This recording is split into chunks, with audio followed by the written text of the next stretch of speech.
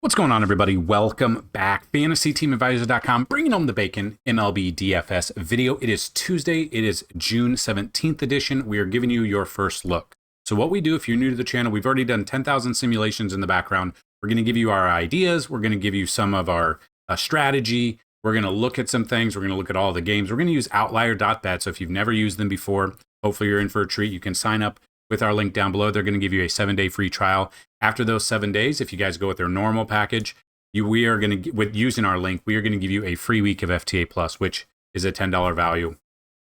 If you sign up for their premium package, we're going to give you a free month of FTA Plus, which is all sports, and is a $30 value on top of what you get from them. So sign up, use the link that you can find down below. If you have any questions to email us, that email is in the description of this video. And on top of that, we also have a free Discord where we give out some core plays, some value plays, and some of our stacks for the day. So that being said, what we do is probably a little bit different. The video is probably a little bit longer than what you're used to, but that is because we go game by game. We're going to look at the pitchers, the batters. We're going to look at everything for you, and we're going to try to make you better DFS players. So after we get done with all of that, we're going to give our top plays. All of the batters have a 10 out of 10 matchup rating through 10,000 sims. After that, we're going to do our pitches be crazy, where we look at batters, or we look at pitchers going up against teams that strike out the most. And then after that, we are going to give you some of our favorite plays called Makin Bacon bets, where we look at players we think could get you 2+ bases, or pitchers we think could get you X amount of strikeouts. So we're going to go through all of that. So if you want to skip ahead, you can find the chapters down below or up here. I'm not really sure where they pop up on your screen, whatever device you're on. And yeah, so this is your first look. We're not always going to be right, but we're trying to get you on the right track. You need a little bit more help. We do have FTA Plus over there, which includes every single sport that we currently do: MLB, NASCAR, PGA, and MMA. A ton of information goes into our MLB content, so make sure you give that a like and a follow. We also still have 5 spots available for our Father's Day special. So it's normally $199 for the yearly pass, but if you guys email me right now, first 5 people, you can get it for $75. So definitely check that out. Take advantage of it. So we try to have 2 giveaways a day, and we are going to see who the 2 winners from yesterday's video is. So here's how to win. Like the video, be a subscriber to the channel, and leave a comment. You do all of that, and this video gets at least 50 likes. You will have a shot at a free week. 100 likes is a free month, 150 likes, a free year, 200 or more likes on the video, a chance at a lifetime pass. Second way to win, somewhere in the video to be a keyword or key phrase, listen for it, type it in, and have a second shot at a free week. So we're going to re-roll this just for the views from yesterday, and the winner is Thomas Markso 6113, sorry. Monday Morning Blues no longer an issue now that you've posted. So congratulations, Thomas. I know you know the drill, but email me with the subject line saying you are the 616 video views winner, and then let me know your username on our website, and we will get you set up for your free pass. So the keyword was blues yesterday, but we're still going to re-roll it for said keyword like we do every single video. So make sure you get the keyword in every comment that you guys do. Rez, hey, let's go. This is my 3rd time looking into your shows. Welcome back for the 3rd time. If you would have put that keyword, you would have won yourself a free week of FTA Plus. So we'll get them next time, guys. We will. So the winner of the keyword, Jed Underwood. I think this is the first time you've won, Jed, so congratulations. Always nice and refreshing to see new people. So please email me with the subject line being the 616 keyword winner. And then if you have a username on our site, let me know. If you do not, I just need a username, email, and password, and we will set you up for your free week. So that being said, you can check out the website. And without further ado, I think it's ready. It's time. Let's rock and roll. So first game we got going on, and we're going to look at it, Philly at Miami. We've got Jesus Luzardo, the Jesus Lizard, versus Cal Quantrill. Luzardo, 24 plate appearances, a 304 batting average. Cal Quantrill, on the other hand, 103 plate appearances, 274 batting average in his career against Philly. But as you can see right here, did not do, I don't even think ideally is the word that we could look at. Did not do well, let's put it that way, against them. 3.1 innings. Okay. When was this? This was back on April 19th. 3.1 innings, 7 earned runs, 3 walks, no strikeouts. Not ideal. Terrible. And now he's back home. Philly's obviously a great hitting team, so that's what I would look at. So Philly would be 1. Lizardo did face them, went 7 innings, 9 strikeouts, 1.14 whip, 1.29 earned runs per 9. Didn't get the dub, but pitched very well against them. That's fully what I expect here. If I'm playing the early slate here, I'm definitely looking at Lizardo and Philly bats, and that's what we're looking at. So let's look at these numbers here. So this is why we love Outlier, and people have asked, like, why do you use Outlier and show them? Because they won't need you if you do that. That's not true. This is BVP, okay? This is batter splits. That's it. You've got your props here, but we've got so much more. We've got our simulations, we got projections, we got optimal lineups, we got Vegas odds, we got chalk, we've got a ton of information for you, prop bets, team bullpen stats, ballpark factors, cheat sheet that has lineups and just different things in it, all for $10, $30 a month, or $75 for the year if you guys take advantage. So while we are showing you Outlier, we provide you way more. Plus, we do the other sports that we don't even cover here on Outlier. So definitely make sure to sign up for both Outlier and FTA Plus. So just looking at the numbers here, like Schwarber is only batting 176 in 17 at-bats, but I'm pretty sure if I'm looking at this, Schwarber right now, 3 for 17, all 3 of those hits are home runs. So he sees the ball very well out of his hand. He's very good. He's not going to get you a ton of bases. He's not going to get you, 4+ hits a game, but all 3 of his hits are home runs. So he's a very good option if you are stacking Philly here. Then you got Turner with a home run. You got Castellanos with a home run. You got Max Kepler with a home run. But then against righties, this is where we break it down. So we looked at BVP. Now we're looking batter split. So against righties, like JT Realmuto, batting 290 with 5 bombs. I'm using him. I am using Schwarber in this. I'm using Alec Boehm. I'm using Bryson Stott, Max Kepler, all of these, Nick Castellanos. That would be probably my top 5 bats that I would use if I'm stacking here. And then there's an Otto Kemp that's going to be cheaper if he's in there. A Rojas could be a little bit cheaper. You could also look at Edmundo Sosa, depending. So I love me a Philly stack here early. I want Lizardo and the Phillies. I want nothing to do right now with Cal Quantrill and Miami Marlins. Now, that could change. These are through 10,000 sims. Anything could happen. That's where I'm at right now. So then we've got the Pirates at the Tigers. We got Bailey Falter versus Casey Mize.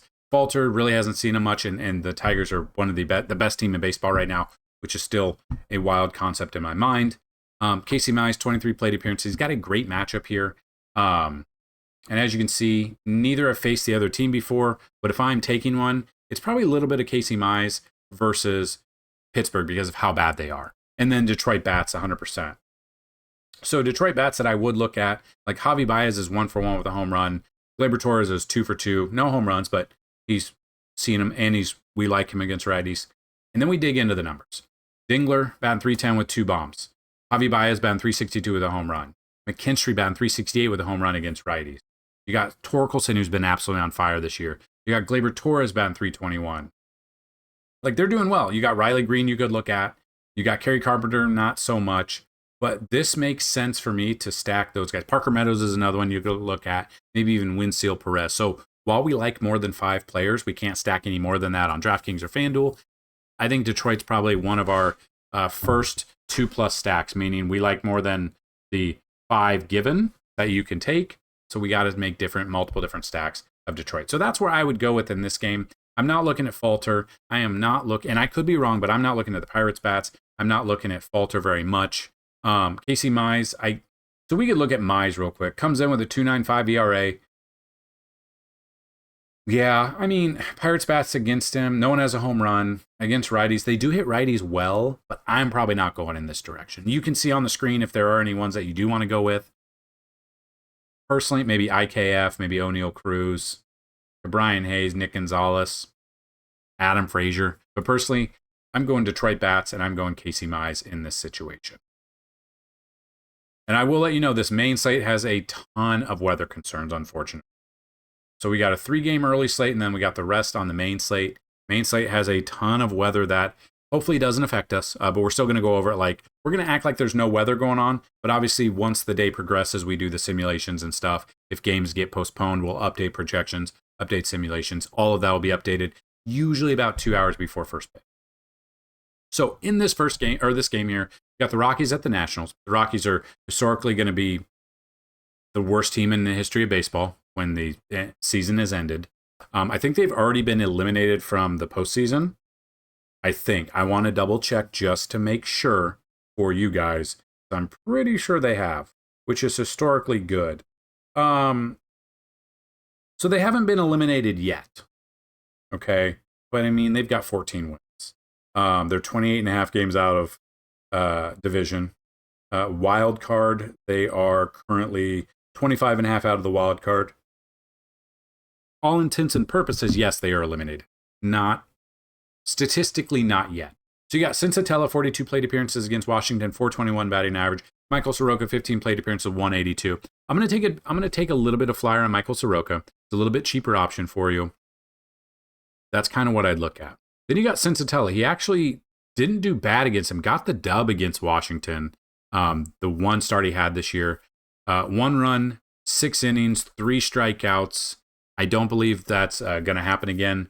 I'm all in on Washington against him. No one has a home run, but if we look at against righties, like CJ Abrams batting 291, Nate Lowe batting 240, James Wood batting 287.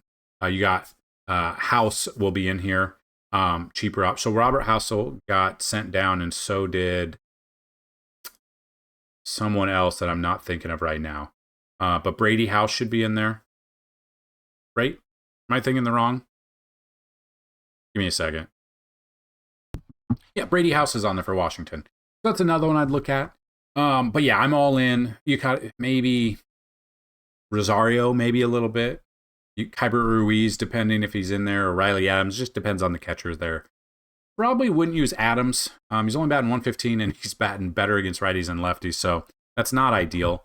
But yeah, I'm all in on Washington stack against Sensatella. I don't care if he did well against them last time. I want nothing to do. So then we get into the main slate. We've got the Angels at the Yankees. We do have rain in this game. We have rain in Minnesota, Cincy, New York Mets at Atlanta, Baltimore at Tampa Bay, St. Louis at Chicago White Sox, Milwaukee at Chicago Cubs. It could be weird slate, but we'll still roll with it and we'll look at it. So the Angels do strike out the most out of any team. You got Will Warren versus Kyle Hendricks here. Now, you got Hendricks, 112 plate appearances in his career against this team, 240 batting average, 19.6 K percentage. Comes in game log wise, had 14.7. What you're looking for basically on DraftKings is 25 plus out of your pitcher, both pitchers. FanDuel, it's like 45 to 50 would be an ideal situation there. Hendricks is just kind of a boring pitcher. Like sometimes he'll have like 6 or 5 strikeouts, but more so 3 or 2. He does get 80 plus pitches. Like he gives up earned runs in every game since April. Only one game he has not given up an earned run. Splits wise, he has not faced the Yankees this year. When he pitches on the road, he's got a 6.37 ERA. Stanton is back. I don't want anything to do with it. You could throw him in tournaments, but personally, I wouldn't. I'm not going in that direction. Will Warren, on the other hand, I will have exposure. He's shown some flashes of good stuff. He obviously had a bad game against the Dodgers. Didn't really hit value there against Kansas City or Boston, but had a great game against Texas. Had some good games, a little bit of run there in that time. You look at his home splits, they are better. And the Angels do strike out the most. They strike out 9.7 times per game, 9.5 on the road. So I would, if I'm taking one, I'm leaning Will Warren, and I'm leaning the Yankees bats. Now, with Stanton being back, obviously I want to get exposure to him. Anthony Volpe does have a home run against Hendricks. Against righties this year, you got Judge batting 386. You got Jason Dominguez batting 276. He also has 9 stolen bases. Ben Rice, I don't know if Ben Rice will be in there with Stanton being back as the DH. Austin Wells, I would definitely look at. Paul Goldschmidt, Cody Bellinger. Like the Yankees are another one that I'm looking at 2+ stack today. That's kind of what I'm looking at in this one. I don't trust, like DJ LeMahieu is another one that I'd put in there. Pablo Reyes got DFA'd on Monday afternoon, so he's gone. So pretty much this entire lineup, I do not mind him. Obviously, Stanton coming back should be a big bat in there in front of Judge to get him even more pitches than you would think he should get because MVP. But yeah, Will Warren, Yankees bats, want nothing to do with Hendricks, want nothing to do with the Angels. But hopefully we get this game, and hopefully rain is not a concern. Arizona at Toronto is the next game that we're going to look at. You got Brandon Pfaadt versus Chris Bassett. Now, Bassett is expensive. Pfaadt is a little bit cheaper. Game log wise, I mean, he had back-to-back negative fantasy points. Then I didn't want to use him in Seattle. I stacked Seattle. Didn't work out. I mean, he only got 13.3, didn't even get 2 times value, didn't get what we needed, but we didn't get the fantasy points that I thought we'd get out of Seattle. And Seattle put up 3 total runs, and they lost 10-3. So Brandon fought on this one. 4 plate appearances. He really hasn't seen Toronto. I don't know what we're going to get out of him. I never know what we're going to get out of him. When he pitches on the road, it's 669. Those instances, maybe we look at Toronto. Then Bassett's kind of in the same boat. Had a good game against Philly, not a good game against St. Louis, bad game against the Athletics, bad game against Tampa Bay. Overall, facing this Arizona team kind of scares me. He does pitch better at home, 248 compared to 491 on the road. 3.7 ERA, 78 strikeouts is kind of what we're looking at.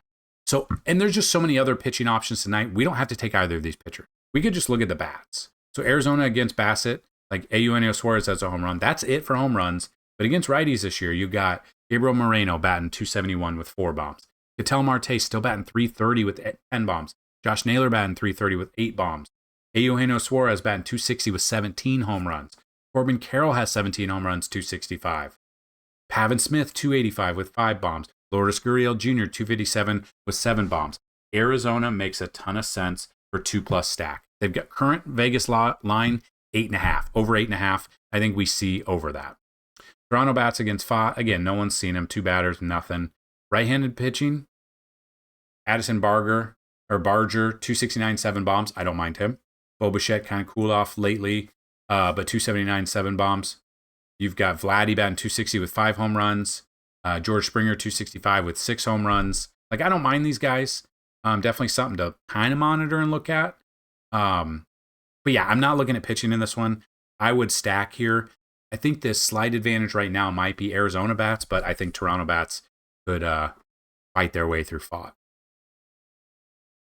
That's a good one, I know.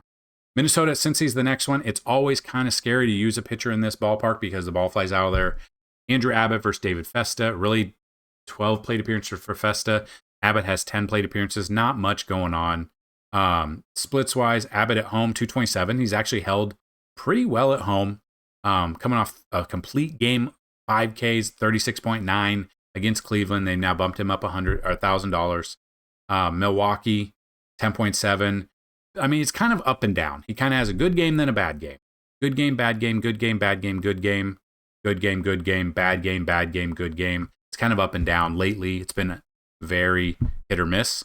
But yeah, I mean, they only won that game 1-0. Didn't give up any earned runs in that game. So he did pretty well. Now he's at home. That always scares me, especially facing a Minnesota team that I'm pretty sure hits lefties well. David Festa, 4.77 ERA. When he's pitching on the road in one start, 19.64. Yeah, not ideal. Gave up 8 earned runs. Still had 6 strikeouts, so his points weren't too bad. I don't trust him. I'd rather take the bats in this ballpark, and we'll look at those bats because, you know, it's very hard to trust in this ballpark the majority of the time.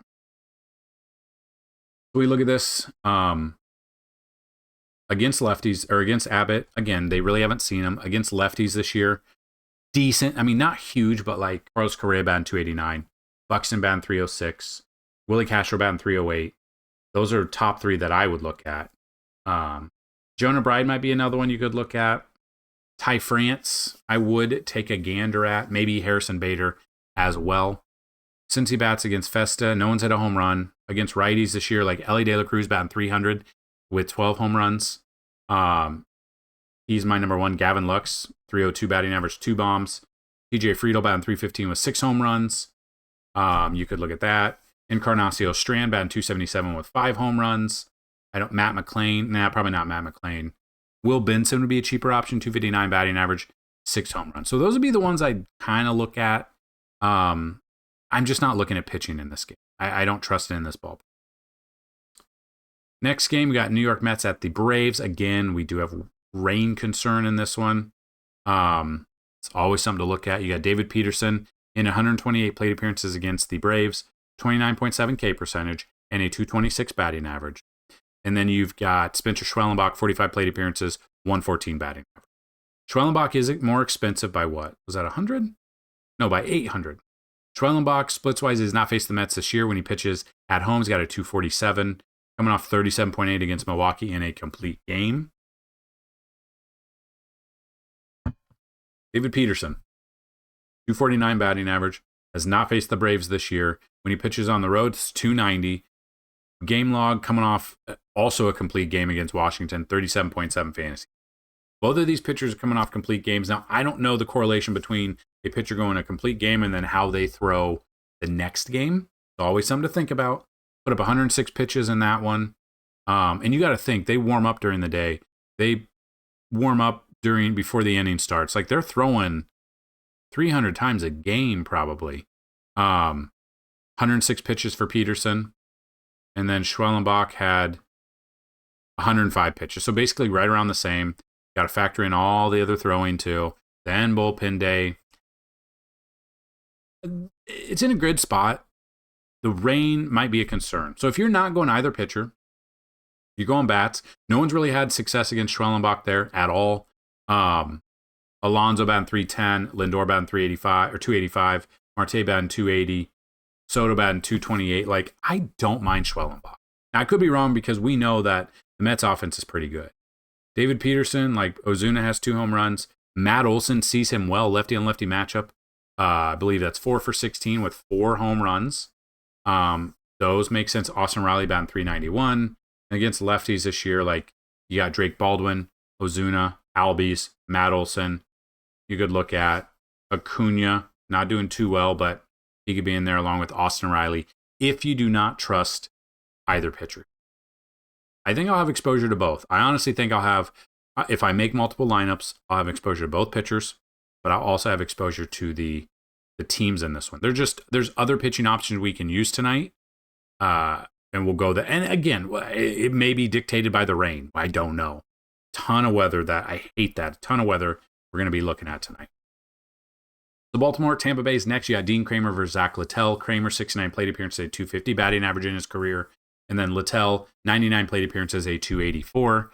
So we look at this. Both of these offenses have underperformed this year drastically. So Littell has not faced Baltimore this year. This is a small ballpark. The ball does fly out of here. He's got a 3.43 ERA at home. And then Dean Kramer coming in. He has not faced Tampa Bay this year. When he pitches on the road, he does have a 6.33. 19.6 against Detroit, 0.6 against Athletics. Looking at this, Baltimore does strike out the 5th most out of any team. So maybe a little bit of Littell there. I don't think I trust Dean Kramer. I think I'd rather go there's so many other options, though. I might not even take Littell in DFS, but maybe we take him in tournament, or we take him in sports betting. We'll see. Littell against, like, Gunnar Henderson has 2 home runs. Carlson has a home run. Hauser, Ramon Laureano both have 1 home run. Against righties this year, they're starting to come along. You do have Gary Sanchez. Just kind of, he hasn't hit a home run yet. Did have a grand slam, must have been against the lefty on Sunday, I believe. If he starts, maybe. Adley has 6 bombs. Gunnar Henderson's batting 321 with 7 home runs. Jackson Holiday, 7 bombs. Got Ryan O'Hearn, 325 batting average with 10 home runs.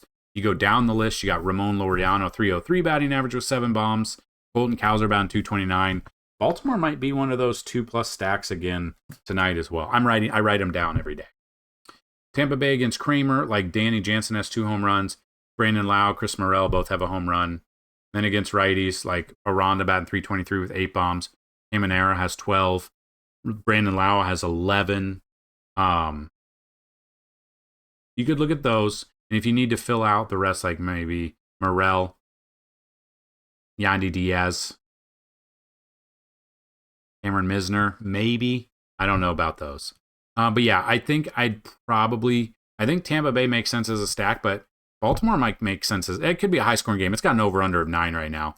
In this ballpark, if the rain holds off and there's some wind, we could see the ball flying out of there. The first of the 2 Chicago games, you got Matt Liberatore versus Shane Smith.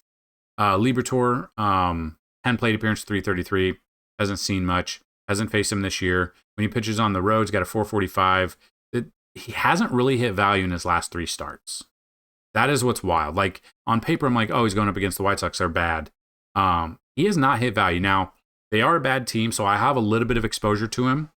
But if you don't want to go with Liberatore and you want to go with the White Sox bats, honestly, I can't blame you. because he has not pitched very well. And then if it gets to the bullpen, who knows? Then you got Shane Smith, comes in with a 2.37 ERA. He's never faced this team before, so we do get an advantage to the pitcher. When he pitches at home, he's got a 2.18 ERA. He's been like one of the lone bright spots for this team. Back-to-back, really a fantastic game against Detroit. No one saw that coming. 6 Ks. Against Houston, 18.1. Did have a mishap with the Mets, only went 3.2. 86 pitches, 5 walks. That's pretty much going to do it.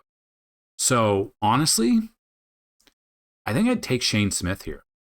White Sox against Liberatore, again, really haven't seen. Michael Taylor has one. That's it. Against lefties, they don't do as well. Edgar Cuero, you could look at 396. Chase Meardroth, 288 batting average. Tauchman, 385 batting average with 2 home runs. Luis Robert, 260 with 2 home runs. Miguel Vargas, I think the White Sox, and I could be wrong, but I'm as of through 10,000 sims that I'm looking in the background, the White Sox make sense to me. Maybe I'm going to go a little bit of Shane Smith and the White Sox as a stack. Get a little bit crazy on this Tuesday. Next game, we've got Milwaukee at Chicago Cubs. We've got Chad Patrick versus Ben Brown. Patrick comes in. We used him his last start. I mean, he gave up 5 earned runs and had 8 Ks. Didn't work for us. 11.3 was not going to do it. They've dropped him down. Now he's going up against a Cubs team that is very good offensively. When Chad pitches on the road, 3.86 ERA, I'm leaning the Cubs there. And then you got Ben Brown. He's had his ups and downs as well. Like he had back-to-back good games, Cincy and Detroit, but then 4.2 against Philly wasn't enough. Minus 3.7 against Cincy. Been up and down. I don't trust him. I would stack probably both teams. I think obviously I'm going to lean more towards the Cubs first overall, but we can definitely look at that. So Cubs bats against Chad Patrick. Again, never seen him before, but against righties this year. PCA batting 310 with 14 bombs. Dansby Swanson batting 248 with 9 home runs. Michael Busch 284 with 11 bombs. Carson Kelly batting 258 with 8 home runs. I'm looking at those. I'm looking at Kyle Tucker. Does hit better against lefties, but he's got 8 home runs. Suzuki batting 241 does hit better against lefties, but 9 bombs. I'm all in on a Cubs stack. Then Milwaukee against Brown, they really haven't done anything. In 38 plate appearances, a 111 batting average, but he has not done much. So if you don't trust him, like overall, Bryce Turang batting 271. Christian Yelich, I would look at 12 bombs there. William Contreras batting 258 with 6 home runs. I'm okay with, I don't know if I like a full stack there. Ben Brown for tournaments, I'm okay with because he's had success against them, but lately he has done nothing fantasy-wise for us that we can even appreciate. So I might just skip the pitching in this one and stack the Cubs if the rain holds off. That's definitely a big if. So we got Kansas City at Texas. You got Seth Lugo versus Jack Leiter. So Lugo coming off an outing against the Yankees. The game I was supposed to be at. Or no, I was supposed to be at the game before. The game before. But against the Yankees, he only gave up no earned runs, 3 walks, 2 Ks. Didn't really do much. He has not hit value. He is not pitching like he did last year with the sub 1 or 2 ERA. The value has not been there for him. He's going up against Texas, even though they have been a bad team. I don't want to pay $7,800 for not even 2 times value. Then you got Jack Leiter.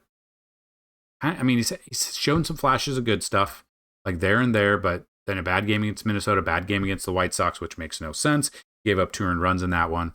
Has not faced the Royals. Only 3 plate appearances in his career, not this year. When he pitches at home, does have a better ERA at home. Kansas City's offense has been a little bit lackluster this year. I might take some exposure to him because he's under 7K. If I were to take any, it would be Leiter. But I'm thinking I'm probably going Texas bats over. So against Lugo, not much at all. But against righties this year, I almost said Elvis Duran. Ezekiel Duran, 238 batting average, could be a cheap option. But you're going to go with your Wyatt Langford with 9 home runs. You're going to go with Adolis Garcia. You're going to go Josh Smith, Corey Seager. Those are your top 4. Josh Young, 5. And if you want to go a different direction, maybe Jake Berger or Duran if you can't afford a full one there. Yeah, that's probably where I'm going. Like the main ones I would go Seager, Langford, Young, Smith. Those are probably my top ones that I'm going there with. Royals bats, I really want nothing to do with them at all, and go in that direction.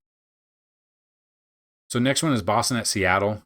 You've got Walker Buehler versus Brian Wu. Walker Buehler flashes up and down. He's averaging less than 2 fantasy points per game. I mean, 23 fantasy points against Tampa Bay. You're supposed to do that. They're a bad team. The Yankees minus 7.5, pretty much what I expected. And then just a bad run through there. Seattle, overall, they don't hit like the best. They're underperforming for their standards and what we're used to. In this game, I'm probably going Brian Wu, and I'm probably going Seattle bets. I don't know how Boston's going to react from trading Devers. I don't know if how their morale is, if it's better because he was a clubhouse cancer. I don't know. You hear these reports. You don't know what's true. These GMs definitely will leak terrible things out there for the public to take their side. But I'm looking at Brian Wu because Boston strikes out the 3rd most out of any team. And then Seattle bats against Walker Buehler. No one's hit a home run. Like JP Crawford batting 331. Cal Raleigh's another one I'd look at. Rowdy Tellez I would look at. Maybe Jorge Polanco, but he has kind of been on a downside. Hasn't hit a home run in a while against righties. He's been at 10 for a long time. So if I'm taking anything, it's Brian Wu 100%. Maybe I take the Mariners offense. We'll look after 20,000 sims. We'll definitely take a gander. Cleveland at San Francisco is the next game. So we're going to see Rafi Devers and his new digs. You got Ray Rice. You got Robbie Ray versus Slade Ciccone for this matchup. Looking at Ray, in his career, 62 plate appearances, 185 against the Guardians. You got Slade Ciccone, 10 plate appearances, 222. This is a massive pitcher's ballpark. I'm giving the advantage to Robbie Ray. Splits-wise, has not faced Cleveland this year. At home, he's got a 2 ERA. Just absolutely dominated. Again, we used him in Colorado, didn't know what to expect. Never know what to expect when you go into Colorado. Still has a 2.55 ERA. He's pitching very, very well. I would use him against Ciccone for sure. If we're looking at like bats to kind of get an idea, we can do that. So Rafi Devers is going to be here, and I fully expect him to be you to be able to use him. Against righties this year, Willie Adames batting 229, Wilmer Flores 269, Dom Smith batting 391 against only 23 plate appearances, but he's probably playing. Elia Ramos is batting 301. Yastrzemski batting 266. Obviously, you're going to have Devers in there as well.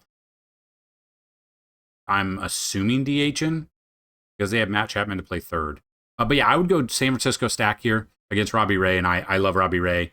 I don't really want to watch, or I don't want any Cleveland bats. You could maybe look at Steven Kwan. You could look at Jose Ramirez, but that's probably where I'd go in that situation.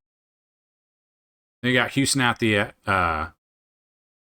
at Sacramento. It is not confirmed that these are the pitchers. I think it's been confirmed Alexander will.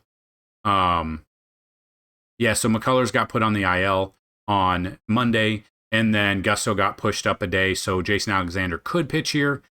Again, he hasn't done anything. I don't trust him, so we can't really cover this game right now. And it's not confirmed that Ginn is pitching. I don't know what's going to happen. We'll definitely pay attention here. We can't really break this game down because we don't know. And kind of the same thing with San Diego at the Dodgers. It's Randy Vasquez versus they believe it's Sauer, but he did not have a good game. His last game against San Diego, give up 9 earned runs. If that's the case, I would definitely be, and it just depends on the game. He obviously didn't go very long. He hasn't gone 5 innings only one time this year, back on April 29th. If it is in fact Sauer, I would rather take the bats on both sides. I don't trust Vasquez either. It is confirmed for Vasquez. Splits-wise, he has faced them this year. 4.2 innings, 1 earned run, 4 Ks. Very low. You could throw Vasquez in there for tournaments because, again, 6,300, he's already had success. But then we look at his splits, and when he's away, it's 394, so it's a little bit worse, and it's the Dodgers. So if I'm taking bats, I'm probably looking at Ohtani, obviously Freddie Freeman, who's batting like 7,000 right now. Teoscar Hernandez, Mookie Betts, Max Muncy. If I'm taking San Diego bats, it's Tatis, it's Machado. It would be Cronenworth a little bit. Luis Ariz, Gavin Sheets. That's what I would go with in that on that side there. Outfit change. That is the keyword of the day because your boy got hot. So looking at this overall, kind of got to wait for these last two games to know what pitcher's going to be, just so you can get a better idea of, are we going to go righty? Are we going to go lefty? Are we going to look at batter splits? So when things like these happen and we don't have all the pitchers, once all the simulations are done, once the lineups are announced, sometimes it's later in the afternoon of the day of the game, which kind of stinks. So that's what we've got for breaking down. We broke down the 3-game early slate. We broke down the main slate there. Ton of weather concerns that hopefully will clear up throughout the day. And hopefully you guys found this portion of the video at least somewhat helpful. So now we're going to give you all of the batters that have a 10 out of 10 matchup rating through 10,000 simulations. Number 1, CJ Abrams. Number 2, James Wood. Number 3, Aaron Judge. 4, Luis Garcia. 5, Josh Bell. 6, Kyle Tucker. 7, Nate Lowe. 8, Gleyber Torres. 9, Kyle Schwab. 10, Alejandro Kirk. 11, Vladdy Guerrero. 12, Andres Jimenez. 13, Brendan Donovan. 14, Jose Ramirez. 15, Jacob Young. 16, Jose Tena. I don't know if he'll play. 17, Nick Castellanos. And finally, 18 is Keibert Ruiz. Those are all 10 out of 10. If you want to see even more, go to MLB tab, go to the matchup tool right there for all of your batter needs. So now we're going to give you pitches be crazy. Number 1, Will Warren versus the Angels. The Angels strike out 9.74 times per game, 9.56 on the road. Number 2 is Michael Soroka versus Colorado. Colorado strikes out 9.73 times per game, 10.14 on the road. Number 3 is Brian Wu versus Boston. Boston strikes out 9.25 times per game, but they are averaging 10.26 strikeouts on the road. That's without Devers. Number 4 is Walker Buehler at Seattle. Seattle strikes out 8.87 times per game, 8.86 at home. And then Zach Littell versus Baltimore. Baltimore strikes out 8.81 times per game, 8.86 on the road. Now, I don't know if I trust that. Got a lot of weather concern there. You got Tampa Bay game in a small ballpark there. Always scares me a little bit when you're going in that direction. So now we are looking at all the batters we think could get you 2+ bases today. Now, you can parlay some of these together. I obviously would not parlay all of them together. But Luis Garcia, number 1. Number 2 is CJ Abrams. Number 3 is Josh Bell. Number 4 is Aaron Judge. 5 is Alejandro Kirk. 6 is Nate Lowe. 7 is Vladdy Guerrero. 8 is James Wood. 9, Nick Castellanos. 10, Keibert Ruiz. And 11, Andres Jimenez. Now, Stanton is also in there that you could definitely look at for Hendricks. Early simulations love a Washington and Toronto stack for bases. As you can see, a ton of metrics are showing Sensatella had a good game against them before. People are going to be on him. Let's zig while they zag. Let's take Washington as a stack. And then we look at pitchers that we think could get X amount of strikeouts. Robbie Ray versus the Guardians. If you can find a line for 6+ strikeouts, I would be all over that. Number 2 is Will Warren, 6+ strikeouts against the Angels. Number 3 is Michael Soroka versus Colorado, 6+ strikeouts. Brian Wu versus the Boston Red Sox, 6+ strikeouts. Spencer Schwellenbach versus the Mets, 6+ strikeouts. And finally, Jesus Luzardo against the Marlins, 6+ strikeouts there as well. A lot of 6s there. Don't mind it at all. There are other ones you could look at, maybe like a Casey Mize versus Pittsburgh at like 5+ strikeouts. Shane Smith versus the Cardinals at 5+ strikeouts. Zach Littell versus Baltimore, 5+ strikeouts. A lot of them to go with. A great Tuesday of baseball. As long as we don't get screwed over by the weather, we will continue to monitor that. If you just kind of want to see what we've got going on, MLB tab, you can see all of this. But I kind of wanted to show you what our cheat sheet looks like. Monday was a shorter slate with 7 games, so we only did tournament lineups or GPP plays. But I'm showing you what you could see on a day-to-day basis, especially today. It's obviously not updated. It is very... there's so many tabs, we can't build it into the website yet. So it's easier to go down here and click the button to open it up in a full tab here. So hopefully you have OneDrive and you're able to notice it. I have been told that some people are having trouble signing up for FTA Plus or viewing some of the things on Safari browser. I've got IT looking into it. Don't have a fix right now, so just wanted to bring that to your attention. But normally we have up to 7 players for cash at each position, 7 players to tournament, plays. We've got normally 10 stacks, but we didn't have very many games last night. Teams to stack, percentages to stack, and then players we like in those stacks. We got Fanduel ownership, DraftKings ownership. All of these are added to the tabs. We added tabs because you guys, either in here or in our Discord, or they are an FTA plus a subscriber, ask to see all of this information. You guys, if there's certain things you want to see, let me know. I'll see what I can do, see if I can add it in. For $10 a week, pretty good value for you. You're going to save $10 if you do the monthly. You're going to save even more if you do the Father's Day special for $75 instead of $199. So we've got that. You've got our weather tab where you can see if it's going to be good. This is yesterday. FanDuel early and DraftKings early. There were no early lineups. FanDuel main, DraftKings main, and some boomstick shots who we think are going to hit home runs on any given night. Last year, we had a total of 111 through the whole year.